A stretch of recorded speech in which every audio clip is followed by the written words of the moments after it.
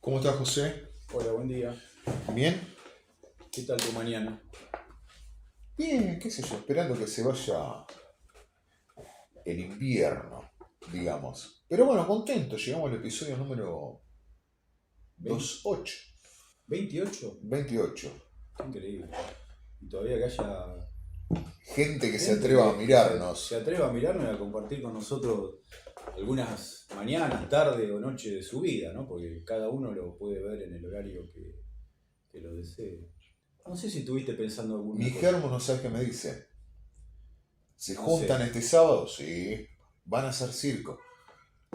Vamos a hacer, bueno, más o menos lo que hacemos todos los sábados, circo. ¿Pero a qué se refería ella? ¿El circo como metáfora? Como metáfora, pero eso me parece que disparó el tema del episodio de hoy, ¿no?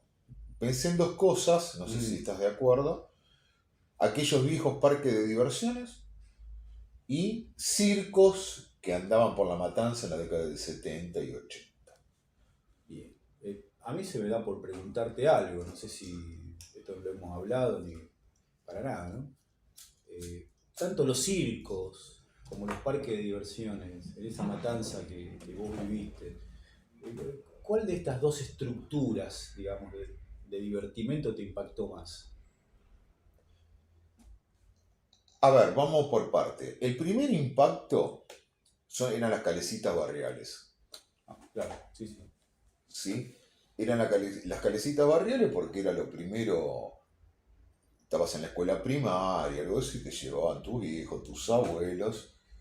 Y ¿sabes qué tengo patente? El sonido. Ese sonido de disco. La calecita que sería el segundo paso después de la plaza en sí, de los juegos de la plaza, digamos. Los juegos de la plaza sería el nivel inicial, el origen del juego del niño, fuera de casa. En Casanova había una icónica, Ruta 3 y Marconi.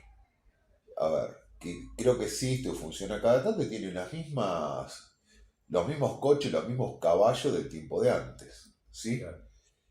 En San Justo había una enfrente de la plaza que era icónica también, que era wow. A ver, tenía los caballos pintados, por decirte algo, Ujú. ¿no? El tema de la vuelta y también el tema, a ver, uno lo hacía desde la infancia, ¿no? El tema de, a vos te daban la sortija cuando el tipo se le cantaba, por más que le pegaras un tiro, más o menos, ¿no? El tipo manejaba la sortija o explicaba que la sortija para los más jóvenes que no. Sí, sí, sí, era todo un... parecía un arte, ¿no? Lo hacía de tal manera que el niño creía que era algo fortuito, pero en realidad había... Imaginemos una manopla, digamos, con una Sí, cadena y con una... ponía un gancho, un hierro con una sortija, con un aro. Entonces vos ibas dando vuelta y tenías que tratar de agarrarlo para ganarte una vuelta gratis. una vuelta. Entonces, ya entendí entonces. El tema de la. El primer ingreso sería la calecita, pero ya, si querés, así Es vamos. más, yo recuerdo de niño colarme en la calecita. Generalmente cuando empezaba a andar, vos te ibas y te subías, ¿sí? Ujú. Pero eso te limitaba porque te colabas en la calecita y no podías estar en un caballo, estabas en algún avioncito o Sí, algo. o eras un nómada en la calecita. Claro, Los cuando niños que caminaban dentro de dando la vueltas. calecita. La calecita daba vuelta y vos dabas vuelta encima de la calecita para que no te vea el tipo que vos andabas de polizón, de contrabando en la calecita. Y después, los que recuerdo, parques de diversiones precarios, pero bastante grandes, venían a lugares, qué sé yo, hablo de más o menos donde me crié.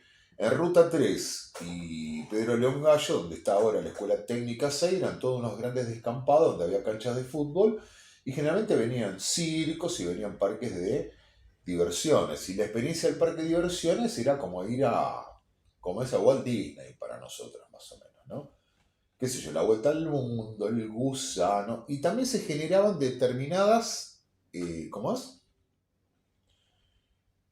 Había determinados sectores, ¿no? Donde vos podías, qué sé yo, apuntar al blanco, Había una patear, feria de juegos. como una kermés, Sí, sí, sí, que digamos. no dejaba de ser un negocio de ventas de artículos, pero con una fachada de juegos de azar, ¿no? Bueno, era una especie de bingo a cielo abierto, donde vos podías jugar determinados eventos ahí, podía ser con tiro con arco y flecha, tiro con una especie de rifle que tiraba Aire comprimido. aire comprimido, o te metías en un lugar donde había una especie de pitoniza, ¿no? Que te adivinaba el futuro, vos dabas ahí un pequeño estipendio para que te vaya diciendo algo. No era solamente el juego, había todo un Un ecosistema. ecosistema, una mina que te adivinaba las cartas, de qué sé yo, el tema de los juegos, tengo patente, las latas, te apilaban unas latas de aceite y Sí. te daban como unas medias y vos tenías que tirar y tenías que ser más o menos Sansón para tirar eso. Y si ganabas te daban unos premios pero terribles, qué sé yo, un osito de peluche era una cosa maravillosa, pero eran premios menores. Sí, y la cuestión esta, no sé si a vos te ocurría de la muchedumbre, ¿no? Mucha gente caminando por esos anchos pasillos del predio, y gente mirando y gente jugando y haciendo la cola para los juegos. Multitud, todo el tiempo, ¿no? Nunca ese parque de diversiones, o no solía estar Y no, porque vacío. convocaba, me parece, a distintos barrios de la zona y qué sé yo, no había luz LED, por ejemplo. Creo que lo habíamos marcado en los carnavales, las guirnaldas de luces de colores que eran maravillosos, unos banderines, que era sinónimo de joda, de fiesta, digamos. Sí, y que la joda era una joda a cielo abierto. Las personas salían de sus casas. Digamos. El salir de la casa, sobre todo el fin de semana, era casi un hecho natural. Entonces, no, llega el fin de semana, me puedo quedar en casa a descansar o a ver alguna serie, sería hoy, ¿no? En la actualidad. En esa época no. Y más si estaba el parque de diversiones, o después también, cuando hablemos dentro de un segundo, el circo. ¿No? Que bueno, era una salida obligada y no eran precios inaccesibles. No, era de consumo masivo y no solamente eso, sino que había usos icónicos, qué sé yo, el placer de manejar un autito chocador. Claro, era casi sacar un registro, digamos. Era sacar un registro, o qué sé yo, la vuelta al mundo, Mm. o cosas bizarras como el tren fantasma. O el laberinto de los espejos, qué sé yo. Depende si el circo estaba bien, si el parque de diversiones estaba bien dotado. Y toda una música muy Festiva, ¿no? muy festiva. En un volumen muy alto, la música muy festiva. Vendedores que eran vendedores caminantes también, ¿no? Estaba ahí el que vendía manzanas dulces, ¿no? O pochoclo, o que vendía esos copos de nieve, ¿no? Que iban caminando por ahí, o vendían pirulines. O sea, siempre había mucha gente caminando también y vendiendo, que eran parte de esta feria, de este parque de diversiones, ¿no? El tema de los autos chocadores, ¿no? No solamente se subían niños a los autos chocadores, también se subía gente grande a los autos chocadores, porque el auto chocador implicaba sacarte un gusto, o sea, poder chocar con el auto, y eso estaba bien visto porque el auto era un auto chocador. Entonces lo que no podías hacer en la calle, que a veces tenía ganas de, che, pero qué bueno sería descargarme toda esta tensión chocando. No, ahora acá podías chocar tranquilamente. Era un lugar popular y de muchedumbre. Y con respecto al circo, También variados, qué sé yo, circos muy pobres he visto, y después pues, circos que eran una maravilla. A mí me parece que lo que te anticipa, a mí me anticipaba que venía un circo a Casanova por dos motivos, ¿no? Qué sé yo, la maestra te ponía en la semana, los que se portan bien, hay 10 entradas para ir al circo, claro, por ejemplo. los del circo, en un acto inteligente de marketing, iban por las escuelas y Te repartían repartían. entradas. Y te dabas cuenta también en la promoción del circo. Qué sé yo, imagínate un auto destartalado con unas bocinas metálicas, llega el famoso circo tanto y te anunciaba La eh, maestra rezando que vengan los circos para que los para estudiantes que los porten pibes se bien. porten bien. Entonces generalmente, qué sé yo, un payaso, una bailarina en el auto, en una camioneta anunciando, qué sé yo, dos funciones eran generalmente a la tarde y te iban anunciando los números y todo lo demás y repartían ¿cómo es? Unos panfletitos Sí, para y que... siempre había un acto estrella. O Claro, estaba el hombre que tragaba fuego, un sable, o el hombre bala, o el de las motos que daban vuelta en un círculo metálico, en un anillo metálico. Siempre había un número estrella, y bueno, a mí se me ocurre que también, por lo menos lo que a mí me impactaba en esos circos que estaban ahí por la estación, ¿no? Los animales, Claro. ¿no? Animales que obviamente eran animales domésticos, pero no eran animales ni siquiera de nuestro continente, o sea, jirafas. Podía haber en el circo y a veces había una jirafa, ¿no? O algún elefante. He visto cebras en algunos circos.